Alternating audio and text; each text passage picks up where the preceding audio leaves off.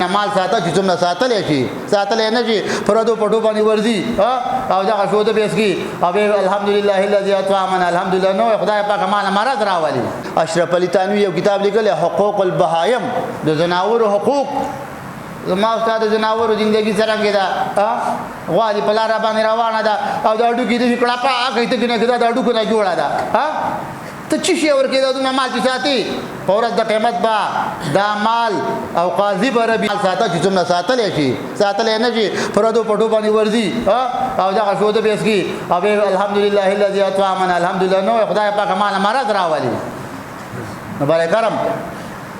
د سړیتوب مادي تقریبا شل 15 تیر شولې کې د شي یو څو پاتې چې موږ دا کوشش وکړو چې په موږ ځان کې سړیتوب راولو او کوم خبرې چې په موږ باندې عیب جوړيږي دا زما د لپاره عیب نه دی ستاسو لپاره نه دی د معاشري لپاره ناسور جوړيږي ناسور ته کوه چې څه کې کله پیادېږي. واخر دعوانا الحمدلله رب العالمین.